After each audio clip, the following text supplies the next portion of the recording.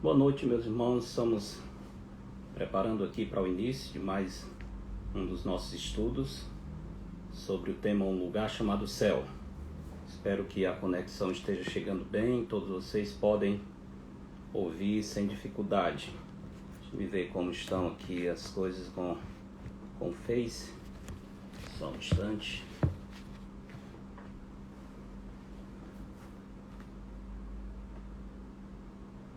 Então, boa noite a vocês que estão chegando, Darlene, Elisandra, Amélia. Boa noite a Dona Rosenia, a Irmã Patrícia, a Irmã Graça. Espero que estejam escutando bem. Se alguém... novamente estou com um problema aqui no YouTube, que diz que está sem som. Não sei por quê. Deixa-me tentar aqui.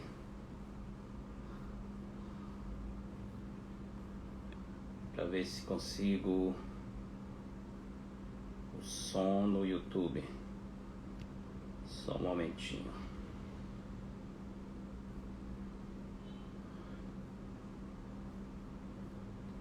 Alguma coisa não tem funcionado bem. Então, irmãos,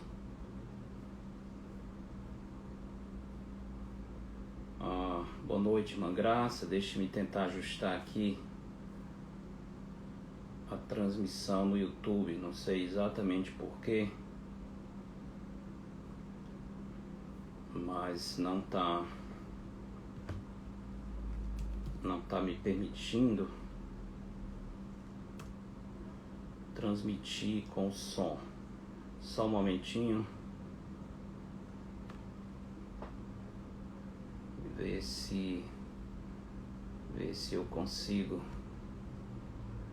colocar o som aqui no YouTube.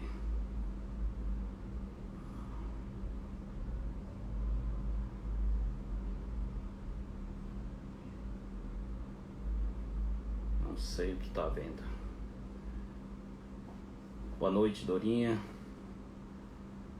Boa noite a todos vocês que estão chegando. Irmãos, vejam vocês no YouTube mais uma vez se vai sair o som, que eu não sei exatamente a razão porque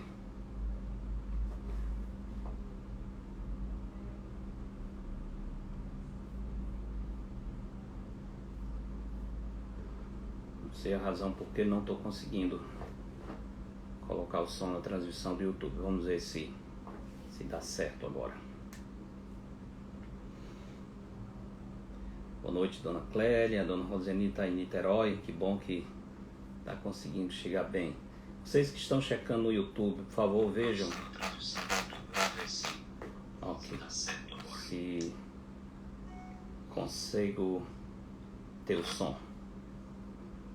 Alguém no YouTube, deixe-me só ter certeza que a transmissão está chegando.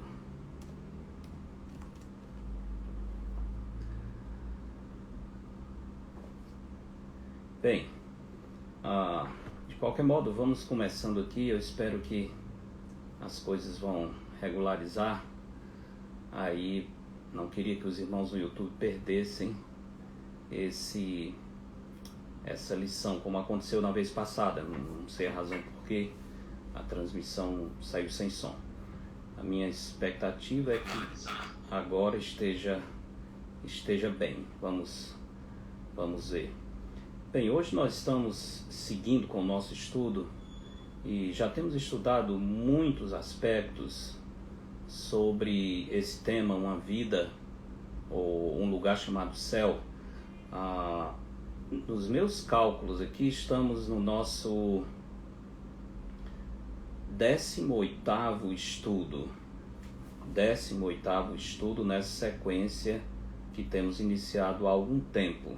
Já caminhamos para o final e já estou pensando em outro tópico. Muito provavelmente nós vamos estudar Apocalipse, assim que encerrar essa série do céu, que eu acho que vamos encerrar em breve, mesmo tem muita coisa ainda, a gente poderia passar meses, mas creio que as coisas essenciais nós já temos estudado e, Deus permitindo, muita coisa vai ficar organizada para a produção literária, se o Senhor permitir. Mas o plano é que nós estudemos juntos Apocalipse, versículo por versículo, passando por todo o livro, e assim possamos ganhar uma boa noção desse livro, que muitos acham um livro difícil, mas na verdade não é. É um livro maravilhoso, com lições riquíssimas, que se nós dedicarmos um pouco de atenção, nós poderemos ser extremamente abençoados com o livro de Apocalipse. O Senhor não deu o livro de Apocalipse para ser entendido apenas por um grupo de especialistas, mas para a sua igreja, para o seu povo. Então, o plano é que nós em breve comecemos o nosso estudo sequencial no livro de Apocalipse. Hoje o tema que eu gostaria de discutir com os irmãos, estudarmos juntos, é o seguinte: a renovação no novo céu e na nova terra. A renovação no novo céu e na nova terra. Como nós sabemos, à nossa volta existe muita destruição. A verdade é que, apesar de toda essa destruição e degradação do meio ambiente, também existe no nosso mundo muitas belezas que manifestam a glória do Criador. Sabemos na Escritura que Deus vai trazer juízo sobre a terra e de modo bastante severo. No livro de Apocalipse, que deveremos estudar em breve, se o Senhor permitir, João fala longamente acerca das catástrofes e do juízo que cairá sobre a criação. O sol sofrerá, a lua, as estrelas, a Bíblia diz, cairão do firmamento. E o apóstolo Pedro descreve de maneira mais precisa, na sua segunda epístola, no capítulo 3, verso 10, quando ele diz: virá, entretanto, como ladrão, o dia do Senhor, no qual os céus passarão com estrepitoso estrondo e os elementos se desfarão abrasados. Elementos aqui no sentido de tudo aquilo que constitui a terra e a criação. Os elementos se desfarão abrasados, se derreterão com a intensidade do calor. Também a terra e as obras que nela existem serão atingidas. Isso está em 2 Pedro, capítulo 3, verso 10.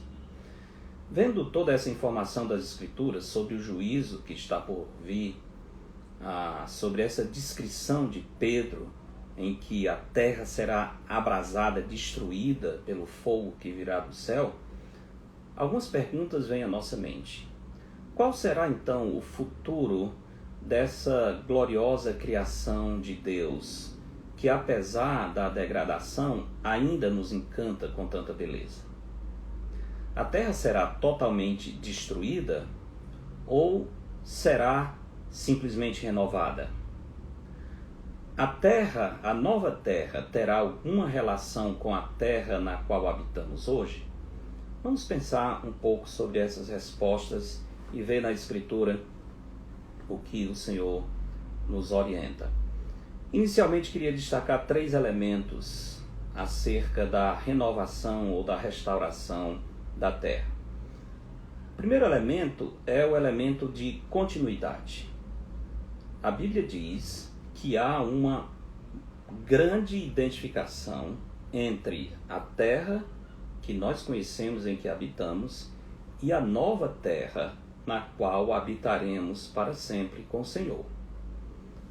Se isso é verdade, então o que significaria, segundo Pedro 3,10, quando dá a impressão de que tudo será destruído e essa terra será completamente extinta? Será que Pedro está falando de aniquilação do planeta Terra? Na verdade, não é isso que Pedro está falando. Pedro está ensinando acerca da renovação e não da destruição da terra.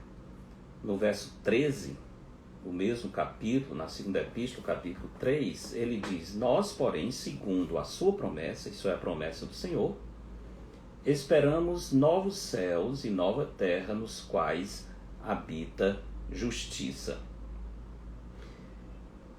Embora seja uma nova terra que o Senhor vai trazer, mas ainda é a terra.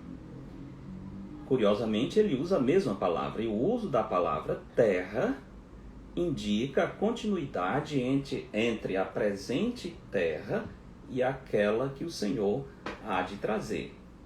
Deus criou a terra com um propósito glorioso e o Senhor não deixará de cumprir esse propósito. Eu gosto da maneira como o teólogo Eric Sauer fala acerca desse processo de renovação. Ele diz: Deus não irá aniquilar, mas mudar. Ele não vai rejeitar, mas vai redimir. Não vai destruir, mas vai colocar em ordem. Não vai abolir, vai apenas renovar. O Senhor não vai arruinar a terra, mas vai transfigurá-la. É exatamente isso que nós aprendemos quando estudamos com atenção esses textos acerca do novo céu e da nova terra. Então, o elemento da continuidade é uma primeira marca da terra restaurada. Uma outra coisa que devemos observar é o propósito original de Deus que deverá ser cumprido. Falando do presente céu e da presente terra, o autor da Epístola aos Hebreus diz o seguinte no capítulo 1, verso 12: também qual manto os enrolarás, falando do céu, e como vestes serão igualmente mudados. Tu, porém, és o mesmo, e os teus anos jamais terão fim. Aqui eu quero chamar a atenção para a palavra mudados, em Hebreus 1:12. Essa palavra é usada com sentido, por exemplo, de mudar de roupa, de trocar as vestimentas. Ela aparece em 1 Coríntios capítulo 15, verso 51, falando da transformação que acontecerá nos servos de Deus que estiverem vivos por ocasião da vinda do Senhor. Está escrito o seguinte, 1 Coríntios 15, 51. Eis que vos digo um mistério, nem todos dormiremos, mas transformados seremos todos. Então a palavra mudados, referindo-se à mudança que o Senhor vai operar na criação, é a mesma palavra que aparece aqui com o sentido de, traduzido aqui como transformados em 1 Coríntios 15, 51. Os salvos receberão um novo corpo, certamente, um corpo glorificado. Eles serão mudados nesse sentido, mas continuarão sendo a mesma pessoa. Eles não perderão a sua identidade. A mesma coisa será com a criação. A terra será mudada, será purificada, mas continuará sendo a terra que nós conhecemos. Um terceiro elemento que quero destacar inicialmente é esse aspecto específico da renovação da terra, ainda utilizando a segunda epístola de Pedro. Pedro, falando sobre os falsos mestres, aqueles que deturpam a palavra de Deus e especialmente que zombam da promessa da vinda do Senhor, ele diz o seguinte no capítulo 3, versos 5 a 6. Porque deliberadamente esquecem que, de longo tempo, houve céus, bem como terra, a qual surgiu da água, e através da água, pela palavra de Deus, pela qual veio a perecer o mundo daquele tempo afogado em água. Veja que há uma comparação, Pedro faz uma comparação entre o que aconteceu na época de Noé e o que vai acontecer quando o Senhor derramar o seu juízo e vier para renovar os céus e a terra. A pergunta é, durante o dilúvio, no juízo do dilúvio, na época de Noé, a terra foi aniquilada, foi completamente destruída? Não, não foi. A terra foi renovada. O mal que havia sobre a terra foi removido, destruído. A terra foi limpa, foi purificada do pecado. Foi isso que aconteceu com o juízo do dilúvio na época de Noé. Pedro faz essa interessante analogia quando diz no verso 7: ora, os céus que agora existem e a terra, pela mesma palavra, têm sido entesourados para fogo, estando reservados para o dia do juízo e destruição dos homens ímpios. Segundo Pedro 3,7. Como nos dias de Noé, a terra foi purificada, mas não foi destruída, aniquilada, assim também a terra será purificada, mas não aniquilada, por meio dos eventos do julgamento que o Senhor há de trazer. Ainda existirá como a terra, será apenas uma nova terra. Tão importante lembrar disso, porque quando pensamos sobre o juízo de Deus, o julgamento, o fogo do Senhor que virá, será derramado de fato, o juízo do Senhor sobre a terra, às vezes alguns pensam que o que vai resultar desse processo é algo completamente diferente daquilo que nós conhecemos, e na verdade não é. Continua sendo a terra, apenas uma terra livre do pecado e do mal. A bênção disso é todas as belezas da criação, elas continuarão ainda mais belas. Aquilo que nos encanta hoje, aquilo que nos enche os olhos por causa da sua beleza estética, da sua perfeição, por causa da expressão da glória de Deus no firmamento e nas demais coisas criadas, tudo isso continua e ainda mais bonito, porque será livre de toda mancha do pecado. É algo maravilhoso aquilo que o Senhor tem reservado para nós no novo céu e na nova terra. Vamos pensar um pouco sobre a esperança da restauração. Não sei se vocês ouviram ou leram sobre um homem chamado Steve Irwin.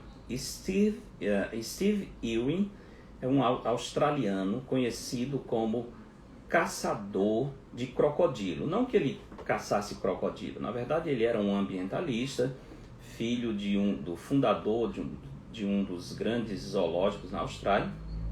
E esse homem fez sucesso mundial e impressionou milhares de telespectadores com as suas arriscadas aventuras na selva, quando ele encarava e até mantinha contato físico com animais selvagens, como especialmente crocodilos, mas com cobras, com leões. Essa era a aventura, a especialidade do Steve Irwin. No dia 4 de setembro de 2006, Steve estava gravando um documentário para a televisão australiana. E ele estava tentando fazer um programa especial acerca dos animais mortíferos na fauna marinha de Kings Island, na costa norte da Austrália. Lá ele realizou diversas filmagens no lugar chamado a Grande Barreira de Coral de Port Douglas, onde ele analisou a ação de alguns animais enjaulados, até tubarões e baleias. Enquanto Steve estava fazendo a sua gravação, em um certo momento ele resolveu filmar umas arraias pacíficas que passavam perto do seu barco. Ele mergulhou e chamou o cinegrafista para acompanhá-lo enquanto ele ia nadar e aproximar-se dessas arraias. Steve, como de costume, fez questão de aproximar-se bem perto do animal, mas sem interferir no seu caminho.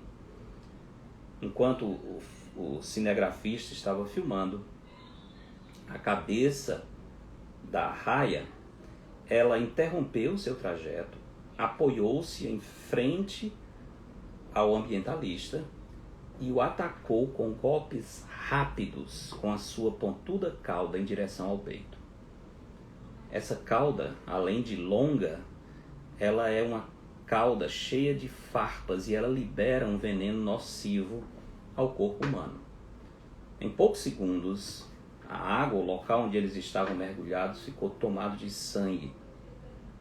Inicialmente, Steve achava que apenas o seu pulmão havia sido perfurado. Mas a verdade é que o coração também foi atingido. Com uma grande hemorragia, ele foi amparado pelo repórter cinematográfico que estava junto dele, mas não resistiu chegar até a margem. Dentro de pouco tempo, a equipe médica que o atendeu constatou o falecimento do Steve. Steve esqueceu ou subestimou a capacidade da ferocidade dos animais como resultado da maldição do pecado.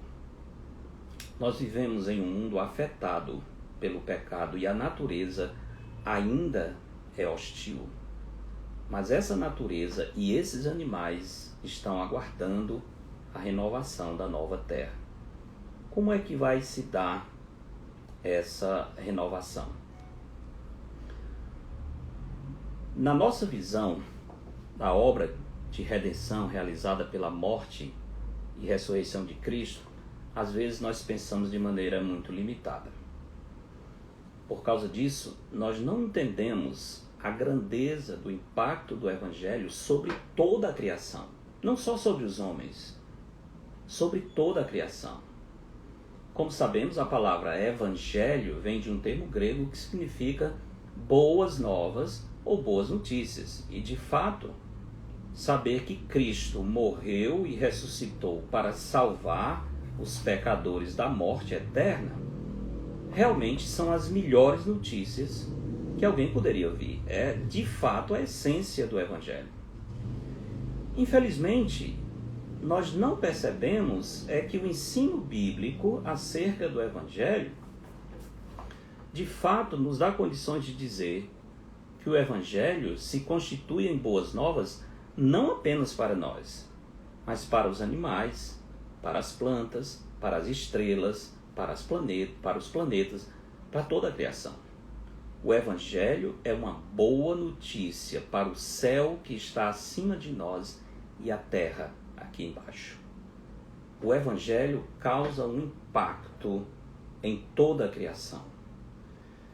Devido à nossa visão limitada dos efeitos benéficos e incríveis da obra realizada por Jesus Cristo na cruz, nós temos a tendência de achar que o novo céu e a nova terra deverão ser completamente diferentes da terra e do ambiente em que nós vivemos. Pensamos desse modo porque achamos que a terra foi manchada pela contaminação do pecado de um modo tal que não existe mais remédio para ela. É como se o pecado tivesse se tornado um elemento essencial na criação de Deus, o que não é o caso. O pecado está presente em toda a criação. A maldição do pecado, a queda do homem, causou um impacto negativo e destrutivo em dimensões cósmicas. Mas o pecado não é parte essencial da criação de Deus. A terra foi manchada, sim, e contaminada pelo pecado, mas isso não significa que não haja remédio para ela. Isso só seria o caso se o pecado tivesse passado a ser uma parte essencial da criação. Não devemos nos esquecer de que no princípio, antes do pecado, Deus descreveu a criação como sendo muito boa. Gênesis 1:31, viu, pois Deus, tudo o que havia criado, e eis que era muito bom. Essa é a avaliação de Deus. Se a criação em algum tempo foi considerada muito boa pelo Senhor, isso significa que o pecado não é parte essencial, porque se assim fosse, em nenhum momento Deus teria chamado a criação de muito boa. Foi por isso que no capítulo 2 do meu livro Desejo Dominado, eu escrevi que o pecado embora sendo algo sério e profundo, não é um elemento essencial à natureza humana. Até outro dia alguém me ligou, estava lendo o livro e me ligou porque não compreendeu bem essa expressão. Mas o que eu estava dizendo, baseado na Escritura, simplesmente é o seguinte: o pecado é um intruso, não um elemento essencial. O pecado é um intruso tanto na criação quanto no próprio homem. Nossa compreensão da extensão e profundidade da obra de redenção do Senhor Jesus nunca vai corresponder ao ensino bíblico se pensarmos que ela é limitada à humanidade. Com certeza não. Esse erro pode ser corrigido se observarmos, por exemplo, o que Paulo diz em Colossenses capítulo 1, versos 16 a 20. Colossenses capítulo 1, verso 16 diz: pois nele, falando do Senhor Jesus, foram criadas todas as coisas, nos céus e sobre a terra, as visíveis e as invisíveis, sejam tronos, sejam soberanias, quer principados, quer potestades. Tudo foi criado por meio dele e para ele. Ele é antes de todas as coisas. Nele, tudo subsiste. Ele é a cabeça do corpo da igreja.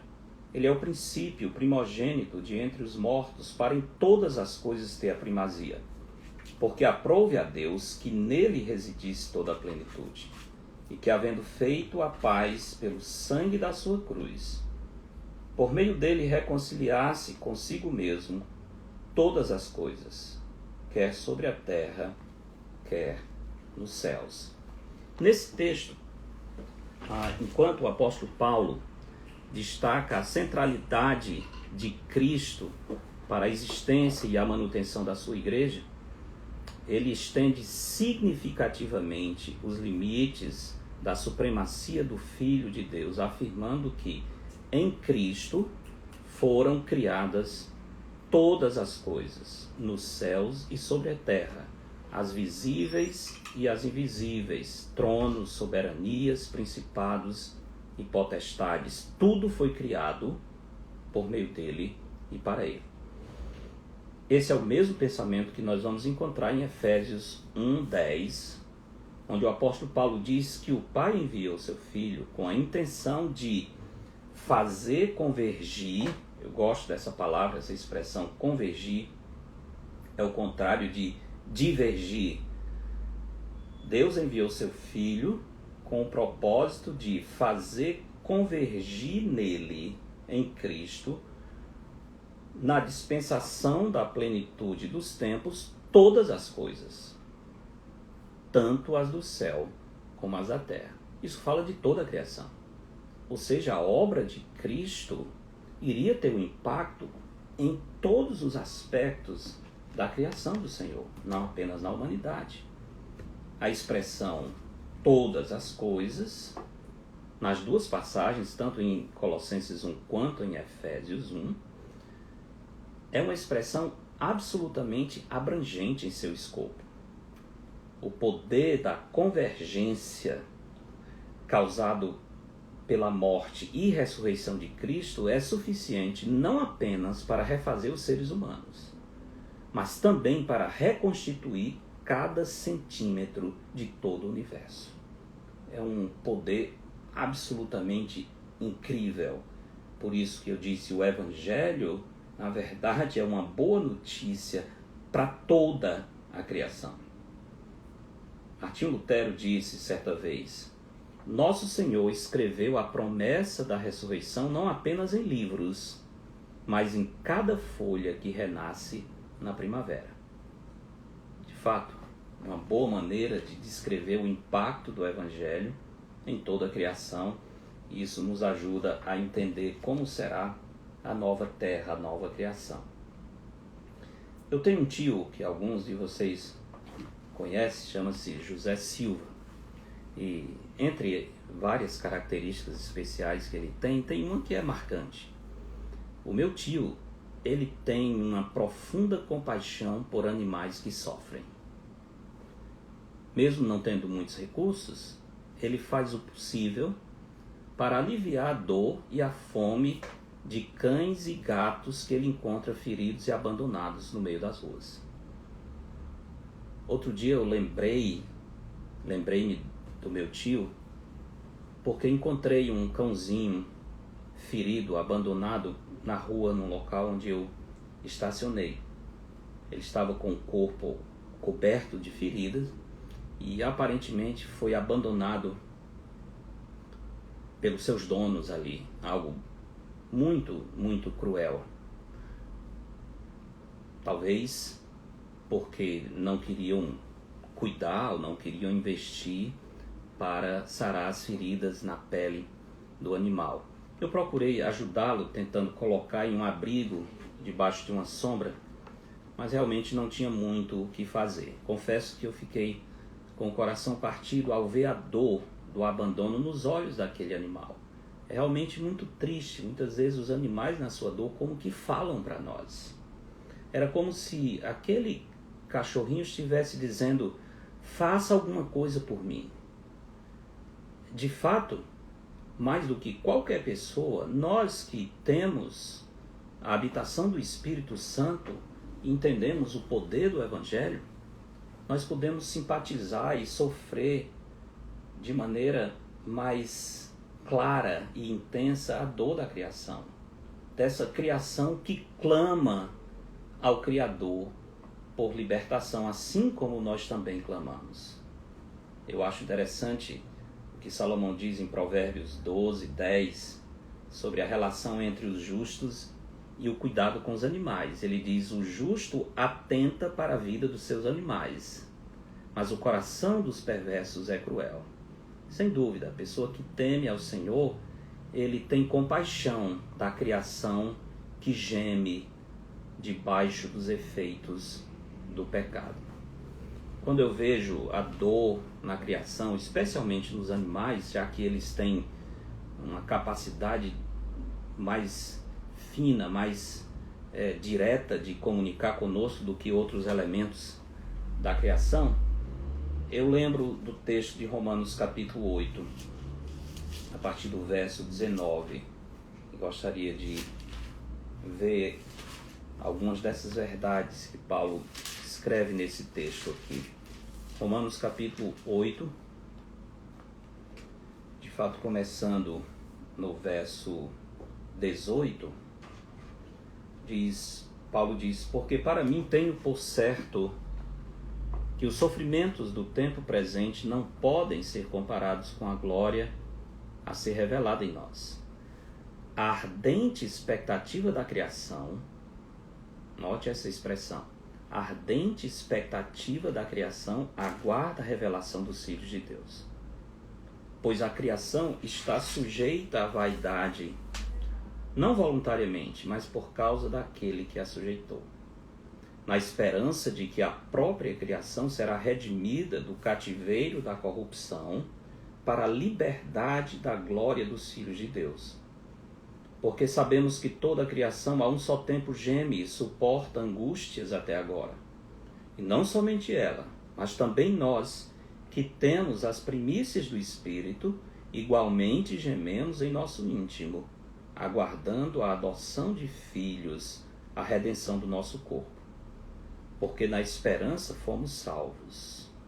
Ora, a esperança que se vê não é esperança, pois o que alguém vê, como espera?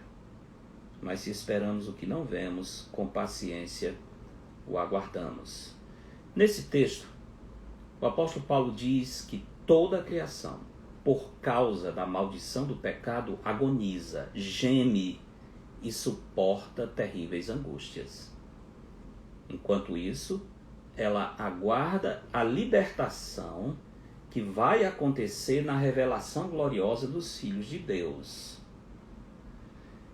Esse não é um desejo geral, mas é uma ardente expectativa, como diz o texto, dos animais feridos, na angústia dos rios secos, na dor das árvores queimadas, nos milhares de peixes que morrem sufocados pela contaminação dos rios e dos oceanos, sem ter como resolver essa dor, eu conforto-me em saber que, por causa do Evangelho, por causa da morte e da ressurreição de Cristo, nós podemos antecipar aquela situação gloriosa, aquele momento em que toda a criação será restaurada.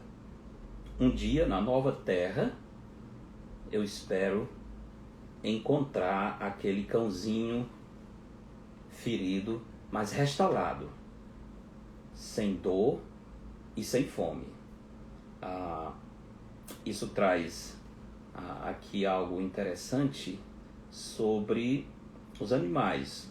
Esse texto que nós estamos lendo fala que toda a criação aguarda com expectativa a revelação dos filhos de Deus e que quando isso acontecer, a criação será renovada. Não seria muito, portanto, imaginar o Senhor trazendo de volta à vida os animais. Especialmente, podemos imaginar a alegria que teremos ao ver, por exemplo, animais de estimação que foram queridos, que participaram da nossa história e que morreram. Por que não imaginar, baseado em Romanos capítulo 8, que o Senhor vai ressuscitá-los, trazê-los de volta? Imagina a alegria que vai ser esse reencontro. Mas nós podemos antecipar essa restauração com base no que a palavra de Deus diz aqui. Um dia nós poderemos rever esses animais feridos que queriam ajuda e nós não poderíamos ajudar. Quem sabe poderemos até dar para eles o carinho que nós não tínhamos como fazer aqui. Por estarmos intimamente ligados à criação, sentimos as dores da natureza. Mas também por essa mesma razão, na nova terra, nós nos alegraremos com a restauração ou a ressurreição da natureza. Isso é algo simplesmente maravilhoso, muito além do que qualquer pessoa poderia imaginar. Nesse texto de Romanos, a palavra de Deus diz que a criação aguarda com expectativa, com ardente expectativa, a revelação dos filhos de Deus. É o que está escrito no final do verso 19. Essa revelação está relacionada à nossa ressurreição, porque no verso 23, Paulo fala da redenção do nosso corpo. Portanto, a revelação dos filhos de Deus, que a criação aguarda com tanta ansiedade, nada mais é do que a ressurreição do corpo dos salvos e aquele momento de glorificação que nós iremos experimentar recebendo esse novo corpo. Nesse momento, Deus vai nos apresentar ou revelar, usando a palavra de Paulo, perante toda a criação, como se todo o universo tivesse com os olhos voltados para os filhos de Deus naquele momento em que eles receberão um corpo glorificado. Todo o universo estará observando a glorificação dos filhos de Deus, encantado com a condição dessas criaturas agora aperfeiçoadas e manifestando em plenitude a glória da imagem de Deus, sem nenhuma mancha causada pelo pecado. O universo inteiro tem a expectativa e aguarda por esse momento. Ao incluir toda a criação no processo de redenção, Paulo está pensando em tudo que foi criado. Tudo que pode ser incluído na expressão céus e terra, como lemos em Gênesis 1:1. No princípio criou Deus os céus e a terra. Tudo que tiver dentro dos céus e da terra é a criação. Portanto, tudo está dentro dessa expectativa de ressurreição. Assim, nós podemos dizer que a redenção será realizada na Terra, mas não somente na Terra. Será realizada em todos os planetas do Sistema Solar, em todas as galáxias que foram criadas por Deus em todo esse vasto universo. Se toda a criação geme e precisa ser redimida, concluímos que a desobediência no Éden, a queda do homem no pecado, foi um desastre de proporção cósmica. Foi algo muito além do que podemos dimensionar. Isso é, o pecado afetou até mesmo as galáxias que estão a anos-luz distantes de nós. Assim como aconteceu com a humanidade, a maldição do pecado lançou sobre toda a criação um princípio degenerativo que, aliás, é bem documentado pelos cientistas. Devido ao desenvolvimento da astronomia, que de algumas décadas para cá dispõe de potentes telescópios, instrumentos para observação do espaço, nós sabemos, por exemplo, que no espaço sideral acontecem violentas explosões de galáxias e estrelas, que também terminam implodindo, além de haver um fenômeno curioso e assustador chamado fenômeno dos buracos negros, que é uma área no espaço com uma força gravitacional tão intensa que chega a sugar a própria luz. Algo misterioso e assustador. Esses e outros fenômenos deteriorantes observados na criação são explicados cientificamente pela chamada segunda lei da termodinâmica, que é a lei da entropia. Essa lei diz que tudo que existe já foi melhor, ou seja, tudo está caminhando para o caos, para a destruição. As marcas da destruição se estendem sobre os homens e sobre a criação. Se você quer fazer um teste e comprovar a realidade dessa lei da entropia, pegue uma foto sua 30 anos atrás e compare com o que você é hoje. Pode ser até que você vai se achar mais bonito hoje, mas com certeza não é mais novo. Você não tem o mesmo vigor que tinha há 30 anos atrás. É um efeito natural, é resultado do pecado. Todas as coisas, inclusive o homem, o corpo humano, caminha para a destruição. Mesmo na vastidão do universo, a força da destruição age de maneira violenta. Em todas as coisas existe um princípio terrível de desorganização e desordem. Isso acontece por causa dos efeitos catastróficos que o pecado trouxe sobre a criação de Deus. Lembrando disso, nós nos alegramos quando voltamos para a Escritura e vemos essa notícia maravilhosa de que o Senhor, por causa da obra de Cristo, da sua morte e ressurreição, vai restaurar todas as coisas. Toda a criação receberá o benefício, o impacto daquilo que Jesus Cristo fez. Como disse no início, o Evangelho, de fato, é uma boa notícia para todo o universo.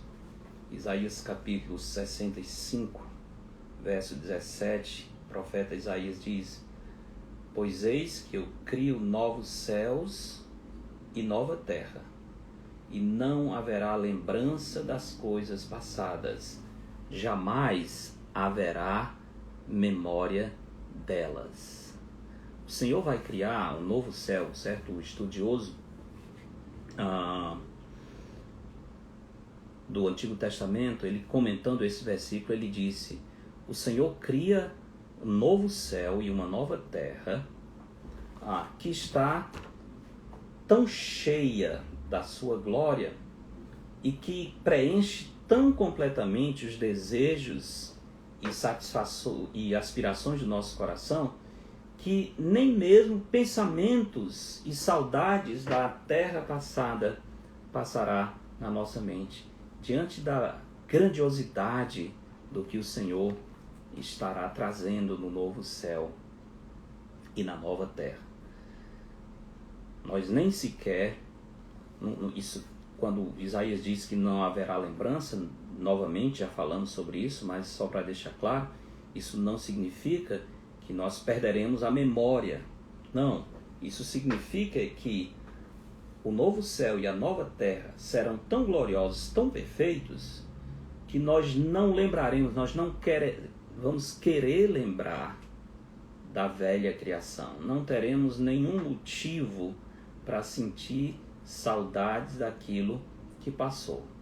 Teremos apenas motivo para nos alegrar naquilo que o Senhor está fazendo.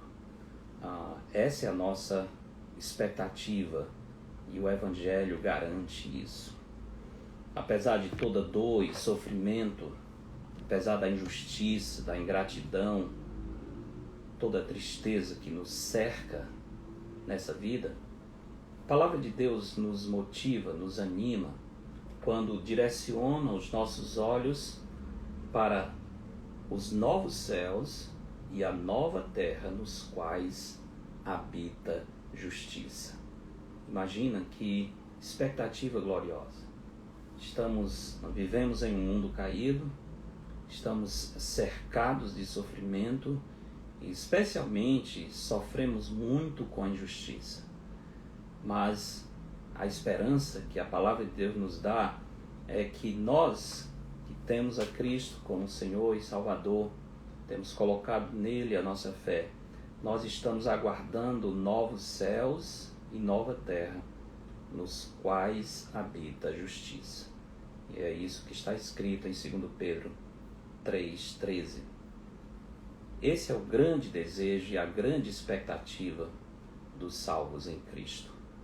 Ali, nos novos céus e na nova terra, nós encontraremos toda a plenitude, toda a paz, toda a satisfação que a nossa alma tanto almeja, mas que nós nunca conseguimos plenamente nessa vida. Romanos 8:22, só voltando aqui, Paulo tem uma expressão interessante. Ele diz: porque sabemos que toda a criação a um só tempo geme e suporta angústias até agora. Vou chamar a sua atenção para essa expressão, suporta angústias. A palavra angústia, ou a expressão suportar angústia, seria melhor traduzido como sofre dores de parto. Na verdade, algumas versões da Bíblia traduzem assim: a criação está sofrendo como uma mulher sofrendo as contrações e as dores quando está prestes a dar à luz. São dores intensas, certamente, mas não são dores que significam destruição, mas que antecipam a vida. Porque depois dessas dores virá a grande alegria do nascimento de uma criança. Podemos pensar no mundo, o sofrimento da criação, também dessa forma. O mundo, a criação, a natureza, os homens, todos estamos debaixo de intenso sofrimento, de muita injustiça na presente era. Mas nos alegra lembrar que tudo isso é temporário, que essa dor passará rapidamente e logo, como resultado disso, ou em sequência, em seguida, nós experimentaremos, veremos com os nossos olhos o nascimento de uma nova terra, que manterá as belezas dessa e será acrescentada ainda muitas outras, porque nessa nova terra nós não estaremos lidando mais com o pecado.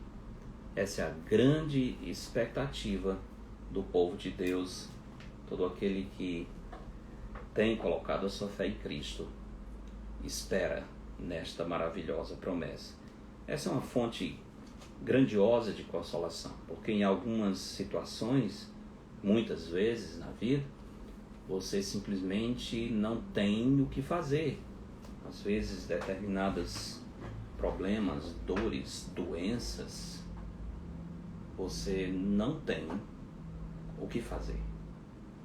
Você está, como nós dizemos, de mãos atadas. Precisa simplesmente esperar o que vai ser. Como é bom saber que um dia tudo isso será passado e que essa dor, essa angústia, ela tem um tempo limitado, pois o Senhor estará nos levando para morar em uma nova terra, e no novo céu, nos quais habita perfeita justiça. Essa é a nossa grande expectativa e é isso que traz para nós consolação, ânimo, motivação e que renova a nossa esperança e que nos dá sempre aquela clara e viva certeza: nem tudo está perdido. Nem tudo está perdido. O Senhor não vai deixar que tudo se perca. Ao contrário, Ele vai renovar todas as coisas e encherá o nosso coração de plena e completa alegria na sua presença. Esse é o nosso tópico hoje. Espero que sirva para todos vocês que estão acompanhando.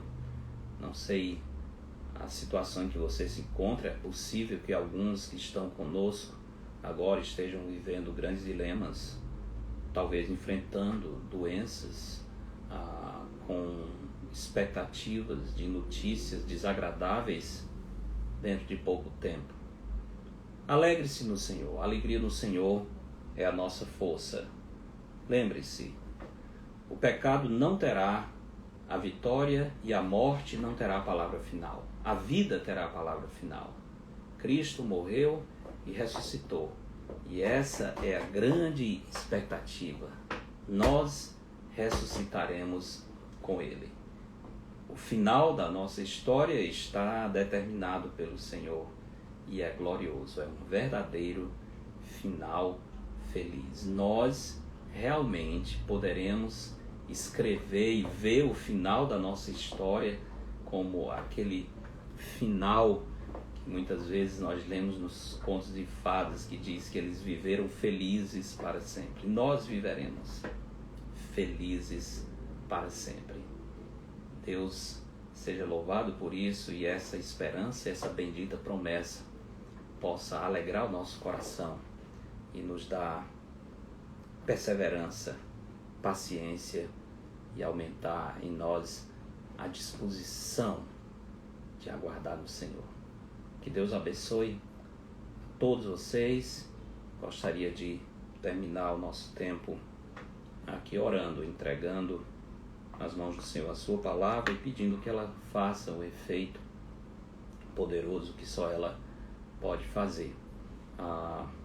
Vamos lembrar irmãos que estão sofrendo. Compartilhei com vocês outro dia sobre a doença em que o pastor Sérgio Gleidson, lá em João Pessoa, estava enfrentando. Semana passada ele deixou de sofrer. O Senhor levou para a glória. Ele foi promovido. Mas eu peço que lembrem da família, a irmã Enílima, e das suas filhas, genros e netos, que o Senhor os abençoe e acompanhe nesse tempo. Queria pedir também pelo pastor Hernandes, alguns de vocês conhecem, um amigo, pastoreia no Acre, lá em Rio Branco. A sua esposa, a irmã Rose, ontem à noite sofreu um AVC, pelo que eu estou sabendo. Graças a Deus está melhor, está estabilizado, mas até onde eu sei continua internada. Então, por favor, orem pela irmã Rose, pelo pastor Hernandes, entregando essas vidas nas mãos do Senhor. Deus possa trazer a cura completa para a família. Vamos orar então. Querido Pai, graças damos a Ti porque o Senhor nos permitiu mais uma vez esse tempo. Graças damos a Ti, Senhor, por essa bendita esperança de que um dia habitaremos no novo céu e na nova terra, livres de toda dor, todo sofrimento e toda injustiça. Que alegria enorme, que expectativa indizível, que satisfação nós ganhamos ao relembrar essas verdades reveladas na Sagrada Escritura. Pedimos, Senhor, que o entendimento, o conhecimento dessa verdade não seja simplesmente para a aquisição de mais fatos, mas que o Senhor nos dê a graça de viver essa verdade. Que no momento da dor nós ganhemos força ao lembrar que o Senhor está com um projeto determinado de renovar todas as coisas. Que no momento da tristeza, a esperança da sua volta nos traga alegria. Também, Senhor, queremos pedir que a Tua palavra, o Teu Evangelho, possa servir como bálsamo em todas as nossas feridas, inclusive nas nossas enfermidades. Assim nós lembramos a irmã Rose, esposa do pastor Hernandes, lá em Rio Branco, no Acre, por quem pedimos, Senhor, a Sua intervenção poderosa e pedimos que o Senhor, com a Sua infinita graça e bondade, possa tocar no seu corpo e restaurar completamente a sua saúde para a glória do Senhor, para a alegria da sua família e dos seus irmãos. Lembramos a irmã Nílima e a família do nosso querido irmão, pastor Sérgio Gleidson.